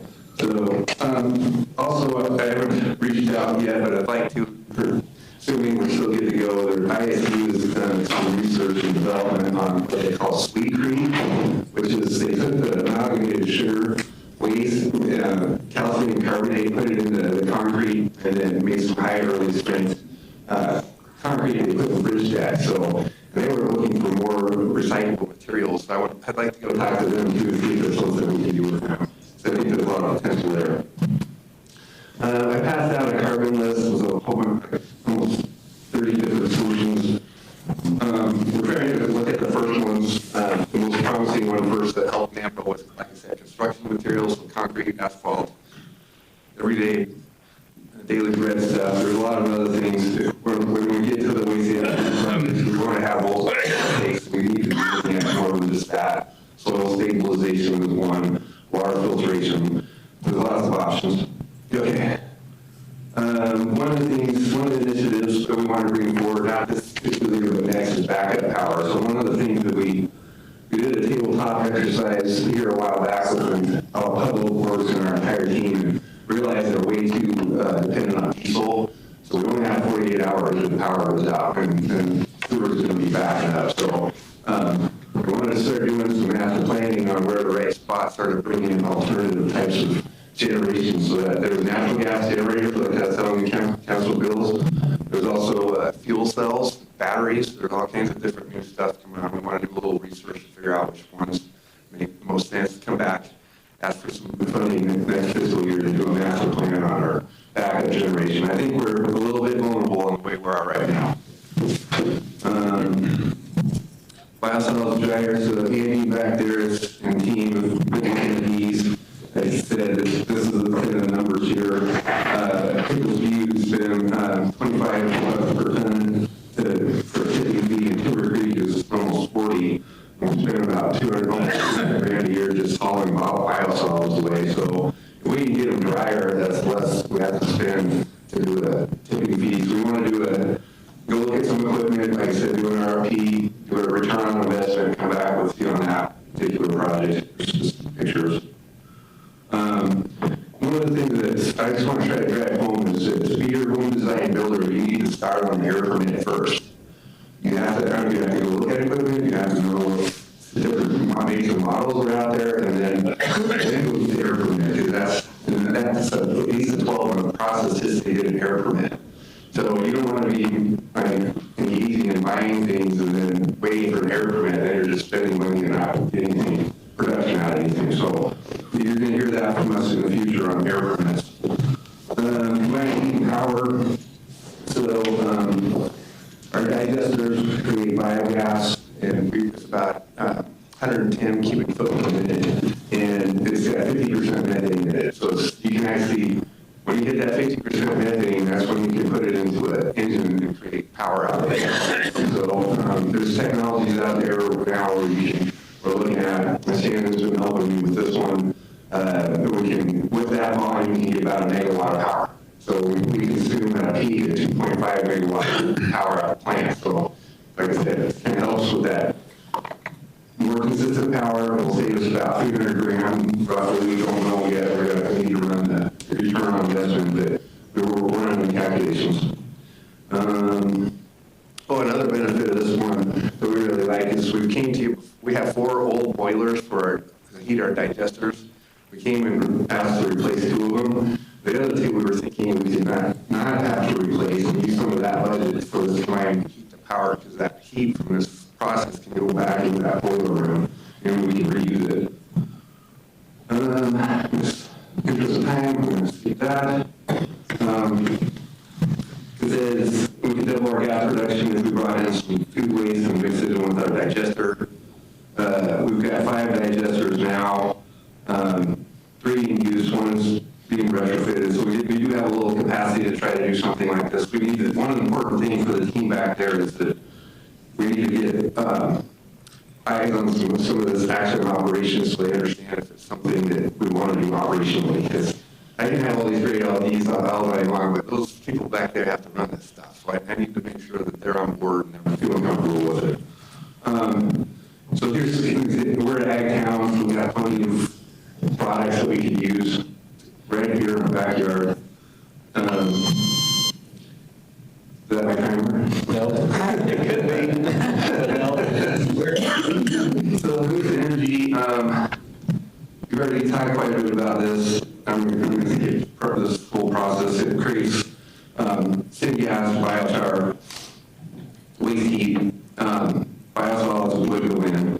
And then we have an RFP that's ready to go, but we actually restructured it. Been working with Preston and Rick to actually have it be like a no.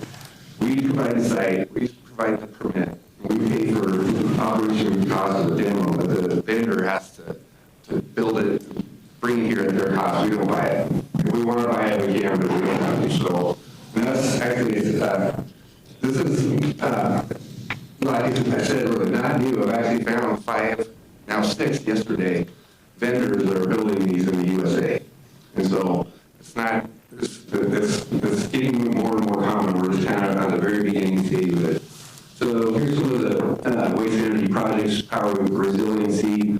The PFAS from the biosolids can get destroyed because of the high heat at 1800 degrees Fahrenheit. That's where the EPA and EQ are very interested in this project. We've already come to you asking for funding for the air permits. We're continuing to work on the air permit. Like I said earlier, that's important. So 5 companies, now 6, we had another one yesterday, Integrated Energy, Bioforce Tech, our Char Technologies. These are, a lot of them are in the Midwest, Tennessee, Texas area because they're trying to get rid of wood waste. And so they're companies that are running. So some of the things that we need to do before we put the RFP on the waste energy out is confirm that there's a good revenue source in the early materials sales. So that's what the universities can do. And then, like you were asking about Idaho Power, we're going to sell power back to them. We need to do the RFP. So that's another step we need to make sure. There's supposed to be an RFP coming out in January, February that's coming out here. The rate increases, 100% lending, found an interest rate at 5.5% from a lender. Okay, that is going to be fast.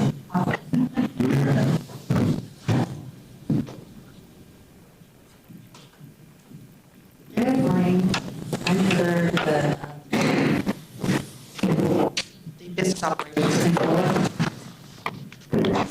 So this is what I have, a huge spreadsheet. It's for 20 years. This is just a summary so it wouldn't fit on here. But this is showing that between 2026 and 46, we will bid revenue at 154 million. It's going to cost 56 million. But in 3 years, it will be, we'll start seeing some revenue sources coming in. We were really fast starting those.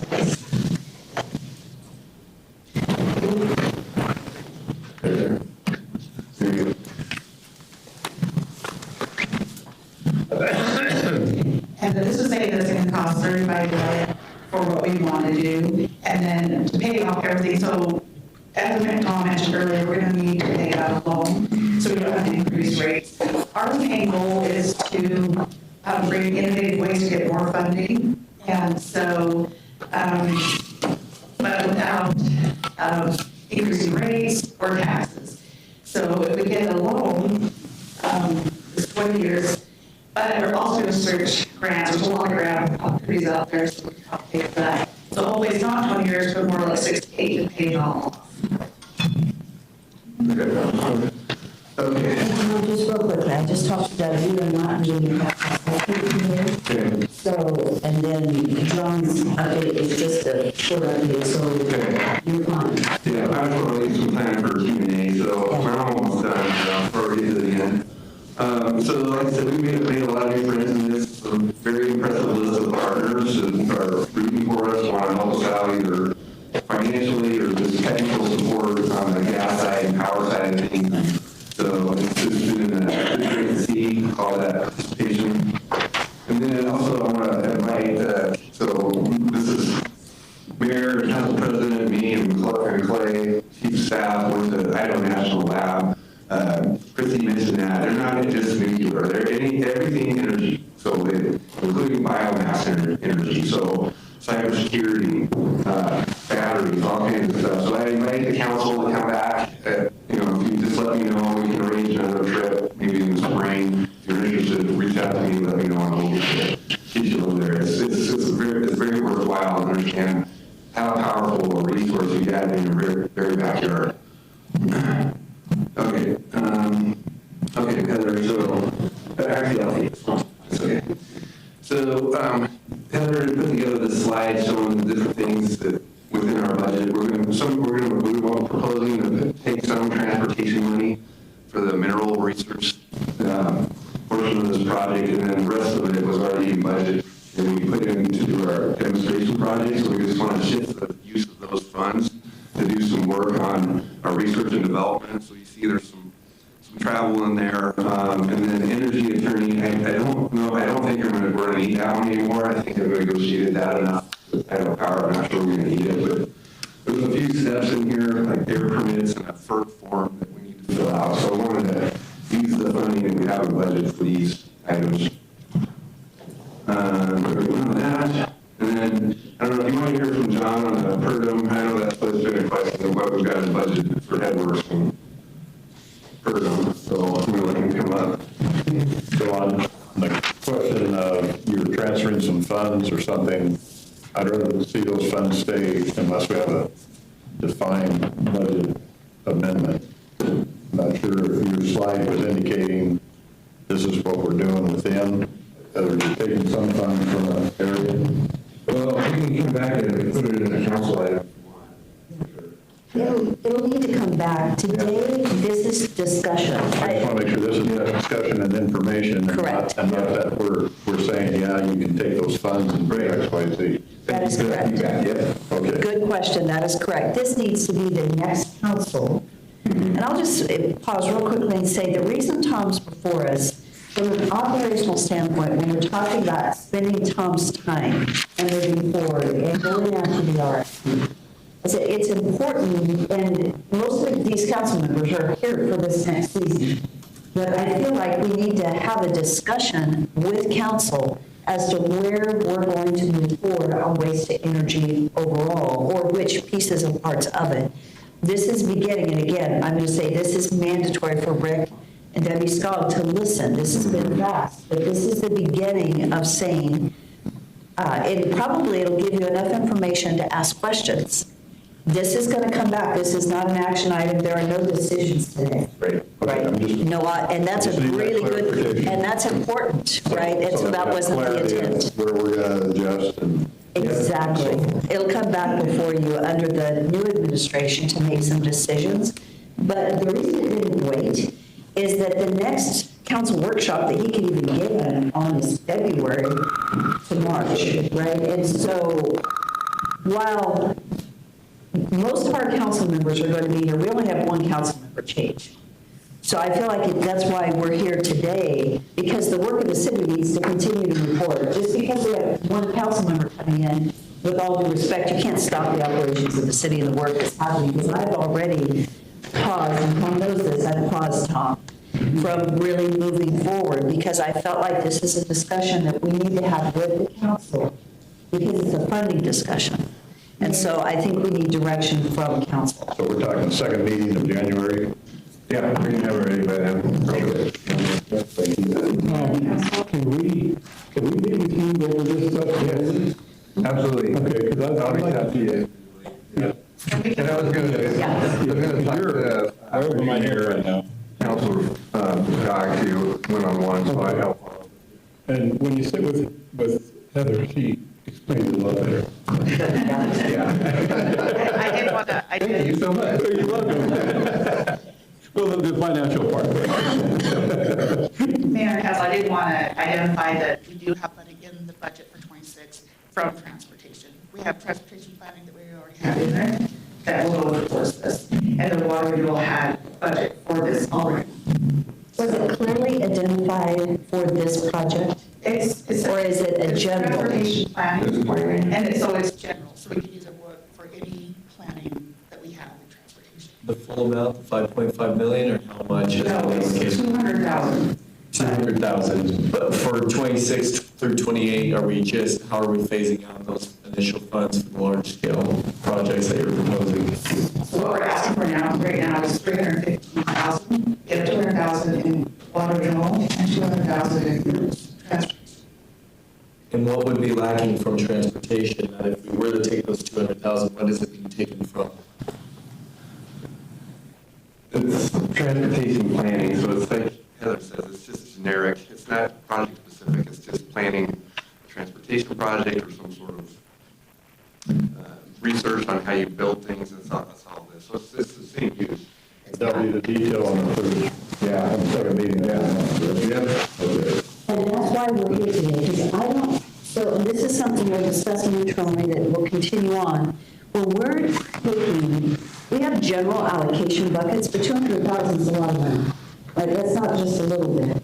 And I think that does need to come to council for discussion when we're taking a big piece of something away from transportation. I think council needs to have that discussion.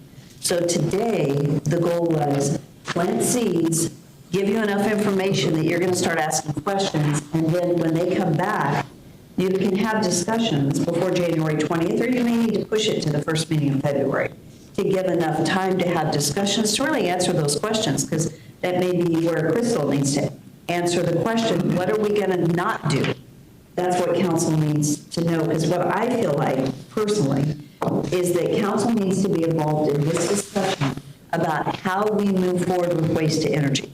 However we do it with the energy production with the city, this is the time to come back to city council and ask you what your desire is as we continue to move forward, because it's a time investment, right? It's a time investment, and it is an initial financial investment. We had been talking about the paralysis machine and that purchase, and that's a big investment. And so I think that it's very important, and I've had Tom starting to pause a little bit, because I just feel like this needs to come back before this body. So this is an opportunity for you guys to look at it, to think about it, to ask questions, and then to come back and make a decision. Councilman Reynolds?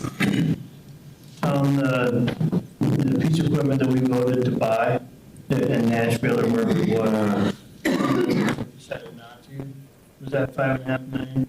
That amount of money we had voted on? That's correct. Yeah. Okay. So was that $5.5 million on your list right here? That's what it was. I'm Jonathan, Director of Water Resources. The large-scale plans or projects listed here are the capital improvement projects delineated in the 10-year plan or the plan. This slide is just showing those capital improvement projects that are needed for the water renewal facility. It also talks about the headworks, which is already budgeted, urban sewer. Council already approved $19 million, and that construction will start in January. This is just kind of indicating the full picture of water renewal budgeting and needs. So these capital improvement projects will be budgeted within those years that are in indicated on the slide. Okay, so what I was getting at was the $5.5 million that we approved for this equipment we didn't buy, where's that money sitting now? So that was reallocated somewhere, you're gonna have to come back and ask us again, right? So it's all by loans. This is 100% financed by loans and zero money down, 5.5% interest. So, yeah.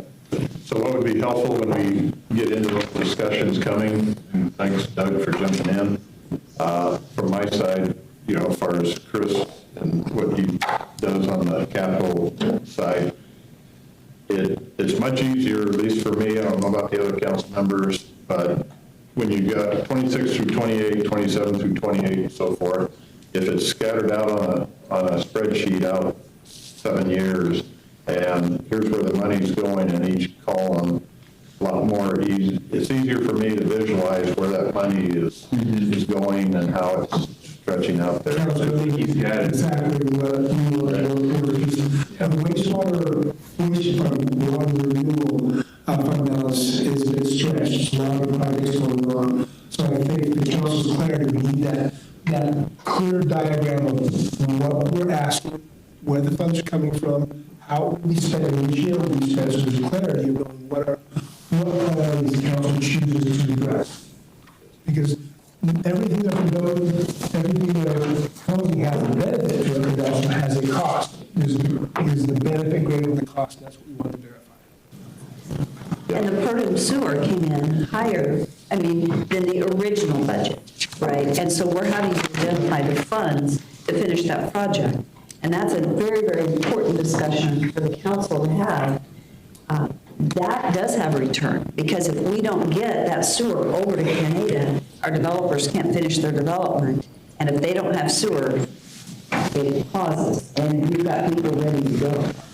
Correct. So we're needing to look at those things. Yeah. And sometimes we're looking at them departmentally, but yet they're all. We need to look at it comprehensively. We need to see comprehensive. You can't think this is a one-off, because you can approve a one-off, and then find out later, oh, it should improve something else. That's what I'm concerned about, is with all the changes and what we're trying to do, we have to integrate each of the departments, each of the areas into.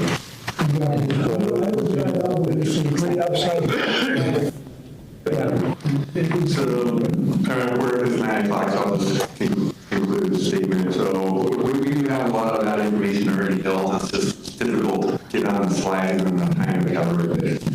We can work with that and kind of do one to talk about these very items. So we will bring this back to council item and get everybody would ask on the financial part of it that we're not looking to increase our budget anywhere. The only piece that gives me pause of hesitation, with us recently doing 2 or 3 budget amendments with funds from certain departments, and this isn't disparaging towards you or towards anybody, I just would like to know if some of those funds could have been allocated towards maybe a water line breaking and transportation having to repave road, rather than, oh, we had $200,000, why didn't we use that rather than doing a budget amendment? That's the only thing that I'll have, and it's more for clarity, not sure.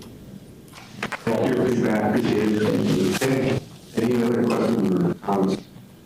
More to come. Very good. So, appreciate it. All right, we'll follow up with you one-on-one. Appreciate your time. John just has a Mayor. Once again, John Spencer, Director of Water Resources. National Meridian Irrigation District came to us right after we discussed rates at council, and they came to us requesting a review of their fees that they charge us. Essentially, what they have come to us with, they have not formally submitted their letter to request that review, but that is forthcoming. The way they handle their fees is they have a $30 fee for administrating all of our water needs. And so what that $30 fee handles is the 24,000 parcels that National Meridian has within our city limits. and that we service, but they provide the water for that, and they have certain administrative fees tied to that. So also the property owner, the individual property owner farmer, they also pay that $30 fee for their one parcel. So they're looking to make that a little more equitable and say, City of Nampa, where we would like to look at all of our budget items, their allocations, and say some of these really have a higher need and use that for Nampa itself and what we get from them. And so they want to go through that and revisit it. They've made it clear that they're not asking for $30 a parcel for our 24,000 parcels. They're looking for just a little more equity, but through that there will be potentially a fee increase. That increase will be for the next budget year, not budget year. So when would it be effective? FY27. Okay. Clarification as well, that just on what you said, per parcel, if there's a parcel that has an apartment complex on it, is that apartment complex and we're paying $30 to administer potentially 1,000 units? So the way Nampa Marine Irrigation District handles their administrative fee is per parcel. Okay. Yes. Thank you. So right now we pay $30 times 24,000? We pay $30 for all 24,000, where there could be a farmer who pays $30 for his one parcel. Okay. So we pay $30 as of right now, and they want to review it to make it more equitable. Correct. And ultimately, okay, but it's $30. It's not 30 times 24,000. Just, I think that's a very low number that all of us are surprised by. It's $30 that the city of Nampa pays them for administrative costs. Just the administrative costs. There's other fees that we pay for the actual water itself, but just the administrative fee, we pay $30 for them to administer those 24,000 parcels. So they're going to look at reviewing that as people know it doesn't hit in FY27. This is an FYI. I would encourage us that for council members not to go to Meridian Irrigation to ask questions. If you have questions, you come to John to ask questions. But that this was just information for council to say, it's really to help you guys be informed. Appreciate that. Just to be informed and know that they'll be reviewing it. You said maybe March, maybe, who knows when you'll get it, maybe an update, but it'll be good. We were supposed to get an official notice from them in December. We have not received that to my knowledge yet. And we discussed completing any negotiating or review by March, so we could then address anything that may be needed within the budget cycle. One last question, was the review called for towards Meridian as well, or is it just Nampa that's being reviewed? They came to us. I don't know if they've spoken to any other municipalities. But Meridian does not have their own treasury irrigation, so Nampa Marine would handle any of the individual parcels that they have within the city of Meridian. Directly with the parcels. So we have a very different model. So we're totally different. That's not comparable. Thank you. John, it'd be helpful when you do come and we discuss it again, how much we do pay to Nampa Meridian. Total. We're roughly in the $750,000 a year in our full assessment, give or take. Good. I can get those numbers. Do you foresee a significant sticker shock? I just feel that it's similar to a local shelter I know that originally paid a certain amount and then it's not even comparable. Are we going from 30 to 30,000, or have they even given a queue up of what they're proposing? They have not given us any indication. The conversation we had was that they were not looking for $30 a parcel.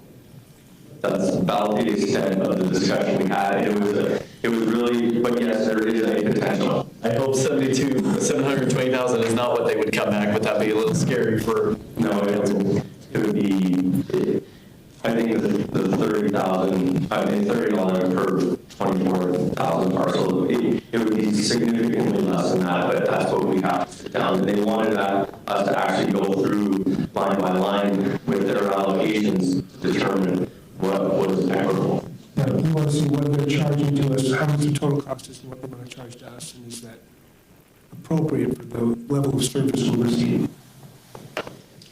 Thank you very much. I appreciate that update. So with this, you guys know who to reach out to if you have questions. You can get with John, you can get Tom on the general waste. Is there anything else you need to share?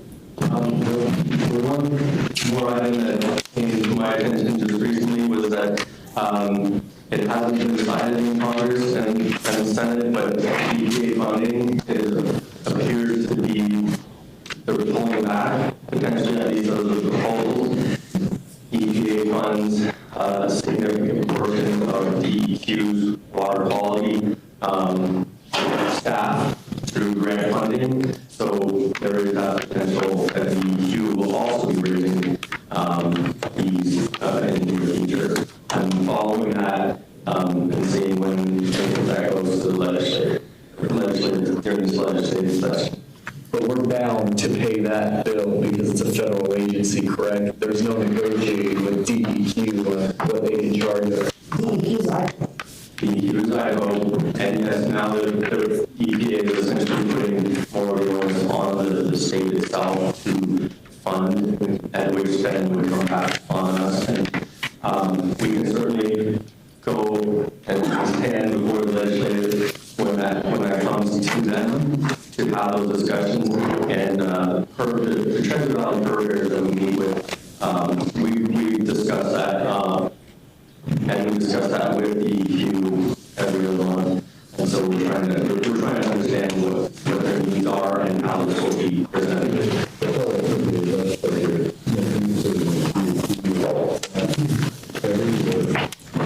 Or they're going to give that cost us.